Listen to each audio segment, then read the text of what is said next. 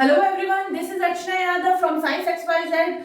We are going to start another new chapter, Air Around Us. Air जिसे हम सब जानते हैं, हम सबको पता है एयर क्या होती है। जब भी हम अपने वेट क्लॉथ जब पहन करते हैं तो क्या होता है, वो एयर की वजह से थोड़ा थोड़ा हिलते हैं। जब आप पढ़ाई करते होंगे तो एयर की वजह से आपकी कॉपी के पेज क्या होते होंगे, इधर उधर उड़ते होंगे। तो उसी को क्या कहते हैं, एयर कहते हैं। एयर सिर्फ हमें सिर्फ फील होती है, हमें दिखाई थोड़ी देती है कि एयर है ना। एयर को जो मूविंग एयर होती है, जब एयर चल रही होती है तो मूविंग एयर को हम क्या कहते हैं, विंड कहते हैं। और जब विंड बहुत तेज चल रही होती है या बहुत फास्ट होती है तो उसको हम स्टॉर्म कहते हैं। तो देखते हैं, air is present all around us. Air जो होती है हमारे चारों तरफ सभी जगह प्रेजेंट होती है। अगर हमें ऐसे लगता है कि कोई कंटेनर खाली है तो एक्चुअल में वो खाली नहीं होता है, वो एम्प्टी नहीं होता है, उसके अंदर क्या फिल होती है, एयर फिल होती है। तो we cannot see air around us but we can it presents when leaves rustle and branch sway. तो इसको हम कभी देख नहीं सकते हैं, एयर को क्या नहीं कर सकते, देख नहीं कर सकते हैं, लेकिन हम इसका फील कर सकते हैं। इसका अंदाजा लगाया जा सकता है कि एयर चल रही है। कैसे अंदाजा लगाता है, जब पत्तियां इधर उधर उड़ रही होती है या हम देखते हैं कोई चीज इधर उधर उड़ रही है, ब्रांचेस जो है अपनी जगह पे हिल रही है, तो हम अंदाजा लगा लेते हैं कि एयर चल रही है। तो इंपॉर्टेंस ऑफ एयर, एयर की क्या इंपॉर्टेंस होती है, एयर के कारण ही हम अर्थ पे अपनी लाइफ को सरवाइव कर पाते हैं, क्योंकि एयर में क्या प्रेजेंट होता है, ऑक्सीजन प्रेजेंट होता है। और हमने चैप्टर 9 में भी पढ़ा था कि ऑक्सीजन हर लिविंग ऑर्गेनिज्म की ब्रीथिंग के लिए इंपॉर्टेंट होता है। जब भी हम ब्रीथ करते हैं या रेस्पिरेशन करते हैं तो उसमें किसकी रिक्वायरमेंट होती है, रेस्पिरेशन के लिए हमेशा ऑक्सीजन की रिक्वायरमेंट होती है। तो वो ऑक्सीजन हमें कहां से मिलती है, एयर से मिलती है। तो we need air for breathing. तो सबसे बड़ा इंपॉर्टेंस होता है एयर का कि हमें ब्रीथिंग करने के लिए एयर की रिक्वायरमेंट होती है। All living beings need air for breathing. जो भी लिविंग थिंग्स है, जितनी भी लिविंग थिंग्स है, उन सब को ब्रीथिंग के लिए एयर की रिक्वायरमेंट होती है। इवन प्लांट्स भी जब ब्रीथिंग करते हैं या रेस्पिरेशन करते हैं तो वो ऑक्सीजन को इनहेल करते हैं और कार्बन डाइऑक्साइड को पास करते हैं। We need air to burn something. कोई भी चीज हम बर्न करते हैं तो हमें किसकी रिक्वायरमेंट होती है, एयर की रिक्वायरमेंट होती है। एक्चुअल में एयर में ऑक्सीजन प्रेजेंट होती है और ऑक्सीजन एक ऐसी गैस है जो बर्निंग में हेल्प करती है। वो खुद बर्न नहीं होती है, ऑक्सीजन फ्लेमेबल नहीं है, लेकिन जब भी कोई चीज हम बर्न करते हैं तो उसमें हेल्प करती है ऑक्सीजन। हम इससे एक एक्टिविटी से भी समझ सकते हैं। अगर जैसा कि आप डायग्राम में देख रहे हैं, अगर हम कैंडल्स लेते हैं, अगर हम कैंडल को जलाते हैं मैच स्टिक लेके, और जब हम कैंडल को जलाते हैं तो उसके बाद अगर हम ओपनली ऐसे कैंडल को जलाते हैं तो आपने देखा ही होगा कैंडल क्या करती है, नॉर्मली जलती है। लेकिन जब हम इसके ऊपर एम्प्टी ग्लास को उल्टा कर देते हैं तो क्या होता है, कैंडल बुझ जाती है। कैंडल ने ऐसा क्यों शो किया, कैंडल क्यों बुझ गई, ऑफ क्यों हो गई कैंडल, कैंडल इसलिए बुझ गई है क्योंकि जो ग्लास में जितनी ऑक्सीजन थी उसने उसे हेल्प कर दिया उसको जलने में। अब ग्लास के अंदर की तरफ ऑक्सीजन खत्म हो चुकी है, इसलिए कैंडल क्या हो गई है, बुझ गई है। तो अब जो ग्लास में गैस बची है वो कौन सी बची है बच्चों, क्या तुम बता सकते हो। अब जो ग्लास में गैस बची है वो नाइट्रोजन बची है, क्योंकि एयर जो होती है मोस्ट ऑफ पार्ट नाइट्रोजन और ऑक्सीजन का होता है। 21% ऑक्सीजन और 72% नाइट्रोजन प्रेजेंट होता है एयर में। तो जो ऑक्सीजन ग्लास में प्रेजेंट थी वो तो उसने बर्निंग में हेल्प कर दी है कैंडल को, लेकिन अब उसके अंदर ऑक्सीजन खत्म हो गई है तो अब सिर्फ नाइट्रोजन बची है। नेक्स्ट है, life is possible on earth because of air. जो अर्थ पर लाइफ है वो सिर्फ और सिर्फ एयर की वजह से ही पॉसिबल हो सकती है। Air is a mixture of different gases and particles, oxygen, water vapor, nitrogen और carbon dioxide, dust and smoke. तो एयर के अंदर इतनी सारी चीजें होती है। तो स्टूडेंट 18th सेंचुरी में लोग ऐसे समझते थे कि एयर सिर्फ वन कंपोनेंट से मिलकर बनी होती है, और फिर जैसे जैसे रिसर्च होता गया वैसे वैसे हमें पता चलता गया कि एयर के अंदर oxygen, water vapours, nitrogen, carbon dioxide, dust और स्मोक प्रेजेंट होता है। और मेन रूप से एयर के अंदर ऑक्सीजन और नाइट्रोजन प्रेजेंट होता है। एयर में 75% नाइट्रोजन प्रेजेंट होता है, 21% ऑक्सीजन प्रेजेंट होता है, बाकी बचा हुआ 2% ये सब water vapours, carbon dioxide, dust और स्मोक प्रेजेंट होता है। Air is not one substance but a mixture. Air एक सब्सटेंस नहीं है बल्कि बहुत सारी गैसेस का मिक्सचर है। जैसे कि हमने ऊपर पढ़ा है एयर में oxygen, water vapour, nitrogen, carbon dioxide, dust और स्मोक है। तो इसी तरह से बहुत सारी गैसेस का मिक्सचर होता है air. Air is a mixture of some gases, water vapour and dust particle. The gases is the air are mainly nitrogen, oxygen and small amount of carbon dioxide, some other gases। तो main gases कौन सी होती है? Nitrogen और oxygen होती है, बाकी सब gases small amounts में प्रेजेंट होती है। एयर में प्रेजेंट होता है वाटर वेपर्स। तो water vapours, air contain water vapours, when air comes in contact with the cool surface it get cool and fog appear.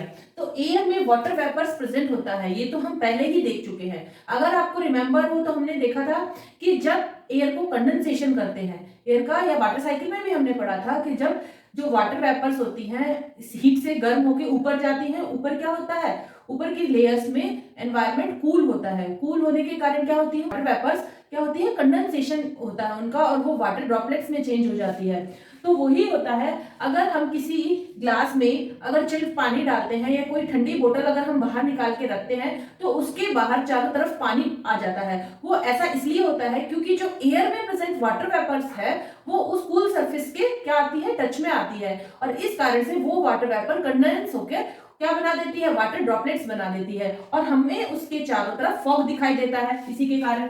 The presence of water vapor in the air is important for the water cycle in nature। तो water vapour की presence इसीलिए भी important है क्योंकि जो water vapours air में present होती है उसी के कारण जो होता है वाटर साइकिल कंटिन्यूस चलता रहता है। इससे ये प्रूफ होता है कि एयर के अंदर वाटर वेपर्स प्रेजेंट होती है। नेक्स्ट हम देखते हैं डस्ट पार्टिकल्स। क्या आपने एयर के अंदर कभी डस्ट पार्टिकल देखे हैं? जब बहुत तेज हवाएं चलती है, स्टॉर्म्स आते हैं, तो हम ऑब्वियसली देखते हैं कि एयर के साथ क्या उड़ रही है, डस्ट उड़ रही है। लेकिन नॉर्मल एयर में भी डस्ट पार्टिकल प्रेजेंट होते हैं। घर के किसी डस्टी रूम में जाए जिसमें बहुत सारी डस्ट हो तो हम देख सकते हैं, अगर हम उसमें से सिर्फ एक छोटी सी सनरेज अंदर आने दे, एक होल में से या दरवाजे के किसी छेद में से एक छोटी सी सनरेज अंदर आने दे, तो हम उस सनरे के जो सनरे अंदर आ रही होगी उस सनरे के अंदर देख सकते हैं कि उसके अंदर हमें डस्ट पार्टिकल क्या होते दिखेंगे, हमें चमकते हुए, कुछ शाइन करते हुए पार्टिकल्स दिखेंगे। तो वही क्या है, डस्ट पार्टिकल है। तो डस्ट पार्टिकल एयर में प्रेजेंट तो होते हैं लेकिन इनकी प्रेजेंस अलग अलग जगह पे अलग अलग हो सकती है। Oxygen, the component of air that support burning is called oxygen. Air का वो कंपोनेंट जो बर्निंग में सपोर्ट करता है उसे ऑक्सीजन कहते हैं। हमने पहले भी देखा था कि जब हम जलती हुई कैंडल पे ग्लास को क्या करते हैं, उल्टा करते हैं तो वो कैंडल बुझ जाती है। तो ऑक्सीजन क्या करती है, हमेशा सपोर्ट करती है बर्निंग के अंदर। Oxygen is necessary for survival और लिविंग थिंग। ऑक्सीजन सबसे ज्यादा किस लिए जरूरी होती है, जितने भी लिविंग थिंग्स हैं उनके सर्वाइविंग के लिए यानी जिंदा रहने के लिए ऑक्सीजन जरूरी है। क्योंकि ऑक्सीजन का यूज किसमें किया जाता है, रेस्पिरेशन में किया जाता है। रेस्पिरेशन यानी हम ब्रीथिंग करते हैं, हम सांस लेते हैं, उस प्रोसेस को कहते हैं रेस्पिरेशन। तो ऑल लिविंग थिंग्स जो होते हैं रेस्पिरेशन करते हैं। रेस्पिरेशन करने के लिए सभी को ऑक्सीजन की रिक्वायरमेंट होती है। इवन जब प्लांट्स रेस्पिरेशन करते हैं तब भी उन्हें किसकी रिक्वायरमेंट होती है, ऑक्सीजन की रिक्वायरमेंट होती है, और वो CO2 छोड़ते हैं। लेकिन प्लांट्स के साथ एक प्रोसेस और होता है फोटोसिंथेसिस का, जिसमें वो क्या करते हैं, ऑक्सीजन प्रोड्यूस करते हैं। तो रेस्पिरेशन में जितनी ऑक्सीजन प्लांट लेते हैं उससे ज्यादा वो फोटोसिंथेसिस में प्रोड्यूस करते हैं। इसीलिए जो प्लांट्स होते हैं ऑक्सीजन का प्रोड्यूसर कहा जाता है। Percentage of oxygen in air around 20.95%। जो ऑक्सीजन की एयर में परसेंटेज है लगभग कितनी है, 20.95% है। नेक्स्ट हम पढ़ रहे हैं नाइट्रोजन। नाइट्रोजन गैस जो होती है मेजर पार्ट होती है एयर का। The major part of air is nitrogen. It takes 4/5 of the space that air fills. ये एयर का 4/5 स्पेस फिल करती है। लगभग 78% होता है ये। तो लगभग 78% जो होती है क्या होती है, नाइट्रोजन होती है। Nitrogen does not support burning. Nitrogen burning में सपोर्ट नहीं करती है। Carbon dioxide. Carbon dioxide makes up a small component of air around us. Carbon dioxide होती है बहुत स्मॉल परसेंटेज में प्रेजेंट होती है, 0.03% एयर में कार्बन डाइऑक्साइड प्रेजेंट होती है। It cause to feeling suffocation, इसके कारण हमें सफोकेशन फील होता है। आपने देखा होगा जब किसी रूम में हम अंगीठी जला के छोड़ देते हैं तो उसके अंदर मोस्ट ऑफ क्या हो जाता है, स्मोक इकट्ठा हो जाता है और साथ में कार्बन डाइऑक्साइड इकट्ठा हो जाती है। तो उस रूम में हमें क्या होने लगती है, सफोकेशन होने लगती है। तो वो सफोकेशन किसके कारण होती है, कार्बन डाइऑक्साइड के कारण होती है। ये एक टॉक्सिक गैस है, इसीलिए हम कहते हैं कि किसी भी बंद कमरे में हमें अंगीठी जला के नहीं सोना चाहिए, क्योंकि जो उसकी स्मोक निकलती है उसके साथ क्या निकलती है, कार्बन डाइऑक्साइड निकलती है। उसी के साथ जब कुछ बर्न हो रहा होता है तो उस रूम की ऑक्सीजन जो है बर्निंग में हेल्प कर रही होती है, तो ऑक्सीजन खत्म हो जाती है और कार्बन डाइऑक्साइड का लेवल बढ़ जाता है। इसके कारण हमें सफोकेशन फील होता है। All material when they burn consume oxygen and produce carbon dioxide। कोई भी मटेरियल जब उसे बर्न किया जाता है यानी जलाया जाता है तो वो ऑक्सीजन को कंज्यूम करता है और प्रोड्यूस क्या करता है, कार्बन डाइऑक्साइड को प्रोड्यूस करता है। It is also produce along with water vapour during respiration. जब हम रेस्पिरेशन करते हैं तो हम क्या करते हैं, इनहेल करते हैं ऑक्सीजन को और एक्सहेल करते हैं कार्बन डाइऑक्साइड को। तो जब हम रेस्पिरेशन कर रहे होते हैं तब भी हम क्या करते हैं, कार्बन डाइऑक्साइड प्रोड्यूस करते हैं। तो ये जितने भी हम कार्बन डाइऑक्साइड प्रोड्यूस करते हैं इसको मेंटेन कौन करता है एनवायरनमेंट में, प्लांट्स इसको मेंटेन करते हैं, क्योंकि प्लांट्स जब फोटोसिंथेसिस करते हैं, प्लांट जब फोटोसिंथेसिस का प्रोसेस करते हैं उसके अंदर उनको कार्बन डाइऑक्साइड की नीड होती है। तो वो फोटोसिंथेसिस में कार्बन डाइऑक्साइड, वाटर और मिनरल्स को मिला के क्या बनाते हैं, कार्बोहाइड्रेट बनाते हैं। तो जो प्लांट के अंदर स्टार्च की फॉर्म में प्रेजेंट होता है, हमने पहले भी पढ़ा था ये एटमॉस्फेयर। तो अर्थ के चारों ओर जो एयर प्रेजेंट होती है उसे हम क्या कहते हैं, एटमॉस्फेयर कहते हैं। The earth is surrounded by air in the form of thin layer, this thin layer is called atmosphere. तो अर्थ के चारों तरफ, जैसे बच्चों ये अर्थ है, इसके चारों तरफ एक अर्थ एयर की लेयर प्रेजेंट होती है, उसी को कहते हैं एटमॉस्फेयर। ये लेयर भी डिफरेंट लेवल्स में बटी होती है। तो atmosphere extend up to several kilometres. जो एटमॉस्फेयर होता है वो कुछ किलोमीटर तक होता है। The air become thinner and thinner as we go high up from the surface of earth. जैसे जैसे हम सरफेस की, अर्थ की सरफेस से ऊपर की तरफ जाते हैं, जैसे ये अर्थ है, ई से डिनोट करते हैं, अर्थ की सरफेस से हम जैसे जैसे ऊपर की तरफ बढ़ते हैं एयर क्या होती जाती है, थिन होती जाती है। थिन मतलब एयर ऊपर की तरफ कम होती जाती है, क्योंकि अर्थ के अंदर कौन सा फोर्स होता है, ग्रेविटेशन फोर्स होता है। तो एयर मोस्ट ऑफ अर्थ के चारों तरफ यहाँ पे ही ज्यादा होती है। जैसे जैसे ऊपर आते गैसेस पार्टिकल दूर होते जाएंगे यानी एयर थिन होती जाएगी। The atmosphere be quite active due to movement of concerning the earth. जो अर्थ की सतह होती है, अर्थ की सरफेस होती है, उसी के आसपास एटमॉस्फेयर जो होता है एक्टिव होता है। The process like cloud formation, thundering, rain etcetera occur in atmosphere. जो क्लाउड फॉर्मेशन होता है, थंडरिंग यानी बिजली चमकना, तूफान आना, स्टॉर्म्स आना और तेज विंड्स चलना, ये सब अर्थ के आसपास वाली लेयर में ही पॉसिबल होता है। तो ये सब चीजें क्या होती है, एटमॉस्फेयर में ही होती है। और जब विंड तेज चलती है, स्टॉर्म किसे कहते हैं, जब बहुत तेज विंड चल रही होती है तो हम उसे कहते हैं स्टॉर्म। और विंड कभी कभी इतना तेज चलती है कि किसी भी प्लांट को रूट से ही गिरा देती है। स्टूडेंट्स, नेक्स्ट टॉपिक हम देख रहे हैं, how does oxygen become available to animal and plants living in the water and soil. तो ऑक्सीजन कैसे अवेलेबल रहती है जो एनिमल्स, प्लांट्स जो वाटर में और सॉइल में रहते हैं। तो कुछ एनिमल्स के हैबिटेट हमने देखा था एक्वेटिक होते हैं, कुछ के हैबिटेट टेरेस्ट्रियल होते हैं, कुछ एनिमल्स एम्फीबियंस होते हैं। तो सबका हैबिटेट अलग अलग है। तो जो एनिमल्स वाटर में रहते हैं उनको भी ऑक्सीजन की नीड तो होती है, क्योंकि सारे लिविंग ऑर्गेनिज्म को रेस्पिरेशन के लिए ऑक्सीजन तो चाहिए। तो सबका ऑक्सीजन गेन करने का तरीका अलग अलग होता है। तो सबसे पहले हम देखते हैं प्लांट्स में बच्चों जो लीफ की सरफेस होती है, जैसे आपको पिक्चर में दिखाई दे रहा है, जो लीफ की सरफेस है उसके ऊपर टाइनी होल्स प्रेजेंट होते हैं। ये टाइनी होल्स क्या कहलाते हैं, स्टोमेटा कहलाते हैं। स्टोमेटा के थ्रू जो इन्वायरमेंट में ऑक्सीजन होती है वो एब्जॉर्ब की जाती है प्लांट से, और रेस्पिरेशन के अंदर प्लांट्स भी ऑक्सीजन लेते हैं और कार्बन डाइऑक्साइड बाहर एनवायरनमेंट में छोड़ते हैं। लेकिन इस कार्बन डाइऑक्साइड और ऑक्सीजन लेने का जो ये प्लांट का प्रोसेस है, प्लांट के अंदर एक और प्रोसेस होता है फोटोसिंथेसिस का, जिसके अंदर वो ऑक्सीजन प्रोड्यूस करते हैं। तो जो रेस्पिरेशन के अंदर प्लांट्स ने ऑक्सीजन ली है वो उससे बहुत ज्यादा ऑक्सीजन क्या कर देते हैं, प्रोड्यूस कर देते हैं। इसीलिए प्लांट को ऑक्सीजन का प्रोड्यूसर कहा जाता है। तो इस तरह से प्लांट को क्या मिलती है, ऑक्सीजन मिलती है। और एनिमल्स में क्या होता है, एक्वेटिक एनिमल्स में क्या प्रेजेंट होते हैं, हमने देखा था जब एक्वेटिक हैबिटेट हमने पढ़ा था कि जो फिशेस होती हैं वो क्या, उनको रेस्पिरेशन करने के लिए क्या करना पड़ेगा, वाटर में डिसॉल्व ऑक्सीजन जो है वही लेनी पड़ेगी। तो फिशेस के अंदर क्या होते हैं, गिल्स प्रेजेंट होते हैं। तो वाटर में जो एयर डिसॉल्व होती है वो लोग उस रेस्पिरेशन के लिए यूज करते हैं। तो इसमें उसकी हेल्प करते हैं गिल्स, क्योंकि एक्वेटिक एनिमल्स में गिल्स प्रेजेंट होते हैं इसलिए वो इजीली उसको ले सकते हैं। अब वाटर में एयर डिसॉल्व होती है बच्चों, ये हम कैसे प्रूव कर सकते हैं, जब वाटर को गर्म करते हो, आपने देखा होगा जैसे आप पिक्चर में देख रहे हो, पानी को जब गर्म करते हैं तो उसके अंदर हमें क्या दिखाई देते हैं, बबल्स दिखाई देते हैं। तो ये वही बबल्स है जो इसके वाटर के अंदर जो डिसॉल्व एयर है, जब हम उसे गर्म करते हैं तो वो एयर गर्म होके ऊपर की तरफ आती है तो वो बबल फॉर्म करती है। तो जो ये जब हम वाटर को बॉईल करते वक्त हमें जो बबल दिखाई दे रहे हैं वो उसके अंदर एक्चुअल में घुली हुई एयर होती है।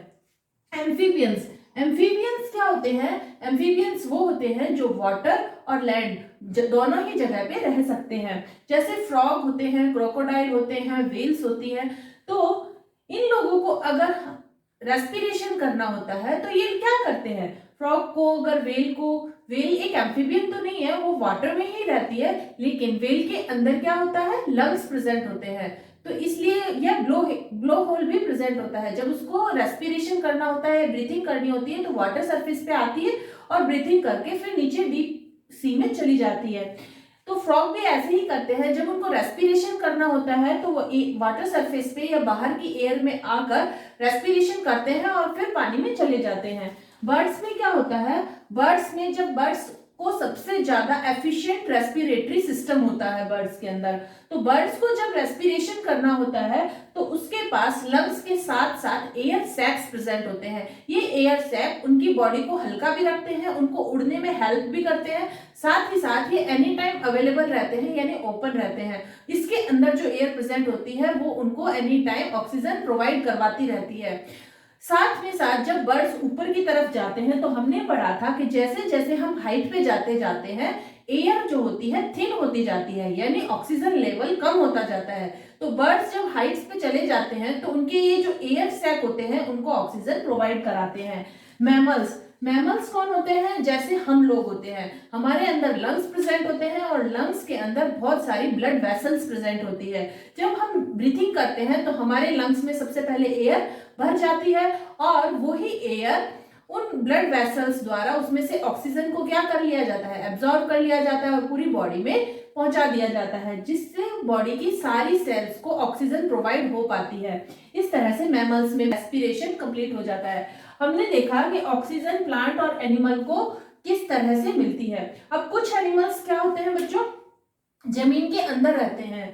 तो जमीन के अंदर बहुत सारा होलो स्पेस होता है, सॉइल के बीच बीच के अंदर बहुत सारा होलो स्पेस होता है। यहाँ पे क्या होता है, एयर होता है। जहाँ पे कुछ भी हमें दिखाई नहीं दे रहा वहां एयर होता है, तो वो एयर उनके रेस्पिरेशन में काम आ जाती है। तो आपने देखा ही होगा जैसे अर्थवॉर्म, जिसे हम क्या कहते हैं, फार्मर फ्रेंड्स भी कहते हैं, जो फार्मर के फ्रेंड होते हैं, तो वो अक्सर हमें कब दिखाई देते हैं, रेनी सीजन में दिखाई देते हैं। जब अर्थ के ऊपर बहुत सारा पानी आ जाता है तो वो जो होलो स्पेस था जहां पे क्या थी, एयर थी, जिससे जो अर्थ के अंदर रहने वाले छोटे मोटे इंसेक्ट्स थे वो रेस्पिरेशन करते थे, वो एयर स्पेस क्या कर चुका है, पानी फिल कर चुका है। जब इस तरह से पानी उस एयर स्पेस को फिल कर देता है तो उन सबको रेस्पिरेशन के लिए प्रॉब्लम होने लगती है या उनको सफोकेशन होने लगती है। तो वो सारे एनिमल्स क्या करते हैं, रेनी सीजन में बाहर निकल के आते हैं। इसी कारण हमें रेनी सीजन में ज्यादा इंसेक्ट्स देखने को मिलते हैं अर्थ सरफेस पे। मोस्ट ऑफ स्नेक्स जो कि बोरों की होल बनाते हैं उसके अंदर रहते हैं, उनके अंदर भी क्या होता है, पानी भर जाता है और उनको रेस्पिरेशन करने में प्रॉब्लम्स होने लगती है। तो रेनी सीजन में स्नेक्स और जितने भी अर्थ में रहने वाले छोटे मोटे इंसेक्ट्स हैं सब बाहर निकल के आते हैं। तो इस तरह से सब अपने अपने हैबिटेट के अकॉर्डिंग ऑक्सीजन लेते हैं और रेस्पिरेशन करते हैं। इस तरह से हमारा अभी चैप्टर खत्म होता है। और हमें ये हमेशा याद रखना चाहिए कि इस ऑक्सीजन को मेंटेन करने के लिए प्लांट की फोटोसिंथेसिस जो प्रोसेस होती है वो हमेशा हेल्प करती है। तो बच्चों, आपको अगर वीडियो पसंद आई हो तो प्लीज चैनल को लाइक, शेयर और सब्सक्राइब कर दीजिए। साथ ही साथ अपने फ्रेंड्स को शेयर कीजिए ताकि सबको नॉलेज मिल सके। Thank you so much.